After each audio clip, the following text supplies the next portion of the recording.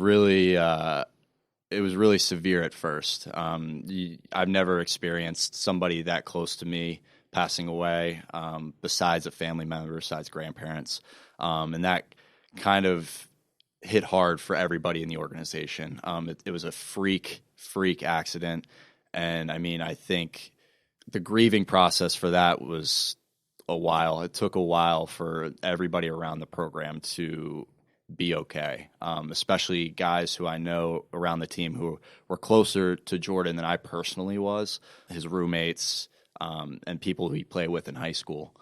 So, I mean, that was a crazy event that transpired in our program.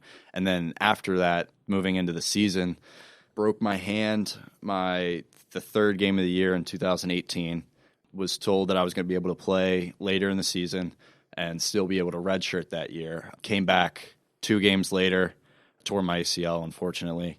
Spent all of the rest of 2018 and into the spring and summer of 2019 recovering, doing rehab, and just, excited to get back into the game because you've been out of it for so long that you're just ready to get things going again.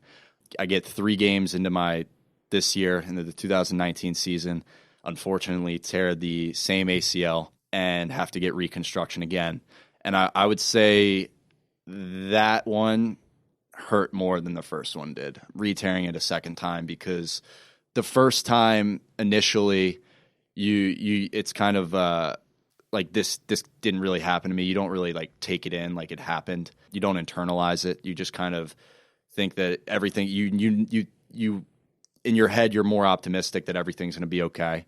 And then the second time around, you did all this hard work through the first time, and it happened again. So initially, right when I tore it the second time, I had doubts about myself and my knee as well initially, and it was very tough because I think the second time it took me a little bit longer to personally get over the grieving process of re-injury. And that again has just fueled the fire for myself, and how I really tried to rebound from it. And I think the rebounding process and how you deal with injuries like this, for me personally, has been the will and love for the game that you have. And I personally have loved the game of football since I was a little kid. It's been part of my life for I would say like 10 plus years now. And the love for the game is what really fuels me to keep pushing harder, because fortunately enough, I was able to get those 2 years back. So I have 2 more years of eligibility on the front end.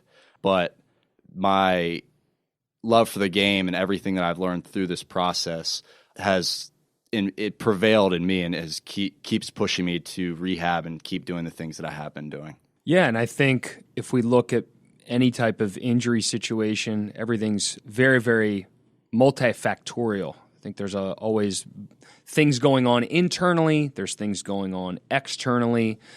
For you, externally, a lot of other things going on, a lot of new in between your injuries with regards to new staff, new people, new processes being put in place. Internally, your drive to get back to the field. Talk about some of the external things going on and then some of the things that you were thinking internally, and just kind of how that has been such a balance. And then overall, I mean, just talk about some of the great support that you've had from some of your coaches and other people. So externally, we had multiple coaching changes going on throughout the whole process after my teammate passed away. I had 2 different running back coaches, one as in the 2018 season, one in the 2019 season, and 2 different head coaches. Actually, 3 different head coaches. If you look at Canada. If you look at Canada as an interim. And those coaching changes alone bring a lot of instability with a program, because you never know how a new coach is going to be, because it's their program. They can run it their way. And each coach is different and is going to run it very differently from what I've learned. And I think those things really cause a lot of stress, I would say, on the field, because having a new coach, you don't know what the new coach is looking for, and all the other different aspects of just having a new coach in general, building new relationships, etc. Combined with the internal pressures as like wanting to come back and prove to these new coaches, as well as proving to myself that I am not broken as my knee would be, as my knee was 9 months before. And those internal things and all that combined, I think really puts a lot of pressure and puts a lot of stress on me as an individual, as well as my teammates with the external part. But I think all that combined also helps you become a better player as well, because there is a lot of pressure to perform, and there is a lot of pressure to prove to yourself who you are as a player and as a person as well. I've always thought the phrase pressure creates diamonds in some situations is very, very applicable. And I mean, I think for me, that pressure really has pushed me to become a better person, a better player, and a better brother, better individual itself, because I've been able to work on myself and take a step back and really look at my habits, look at my behaviors, look at everything that I do from a day-to-day basis, and just try to be better and try to live up to the standard that is set. Yeah, I think if you've done a great job, and one of the things, and I've been pretty transparent about this, is you've been very consistent through the process. So even despite some of the struggles that have been going on for you internally, I think that you've been great at just continuing to show up. That process-focused life that you've always been living, even as a young person, you've been able to carry that over.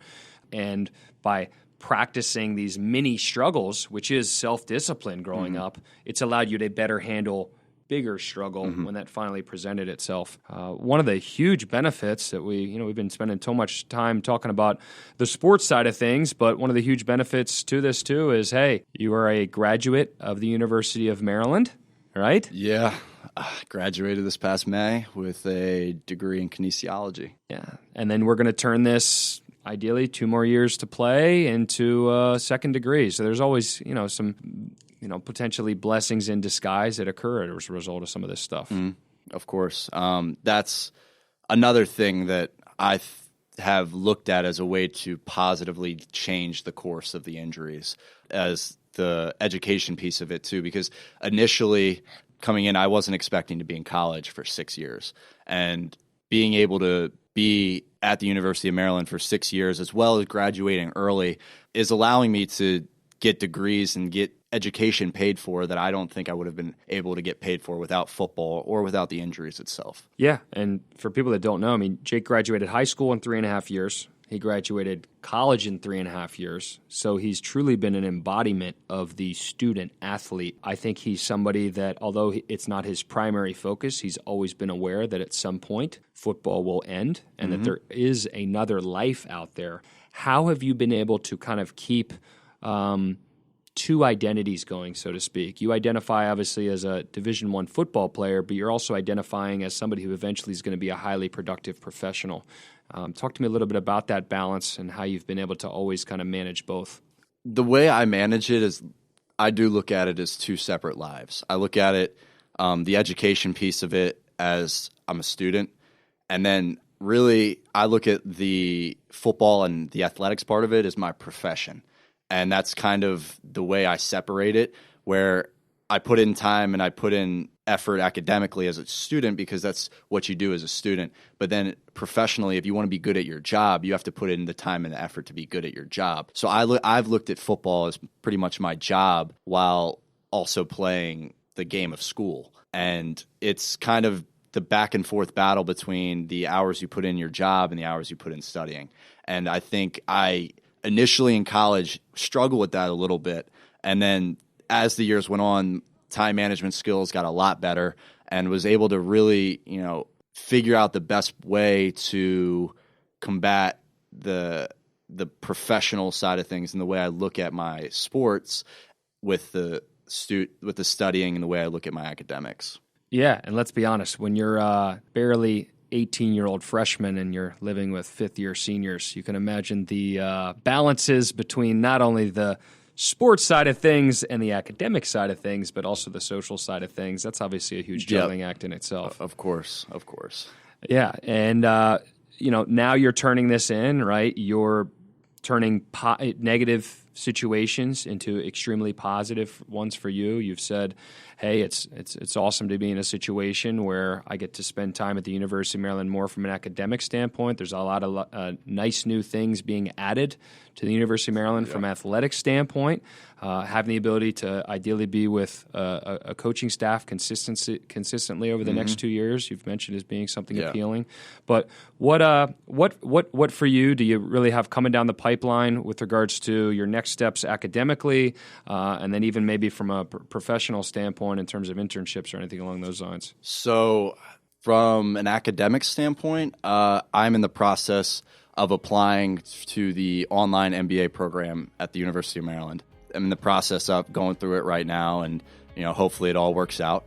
And then this summer, professionally, I have a internship with Northwestern Mutual. So that's the direction that I'm going in, and it would be as a financial advisor's intern. I'm sure there's a couple people wondering out here when they heard kinesiology, but just because kinesiology doesn't mean that he's going to necessarily follow in the family business. Exactly. He is his own person. He has his own interests. I'm just here kind of to be a big brother and help guide him through the process. But overall, I think I've said I've always appreciated the opportunity to be your older brother, and I'm very happy for you and all the stuff that you've been able to just deal with and ideally come out on top, and I'm excited to see what the future holds. I appreciate it, sir.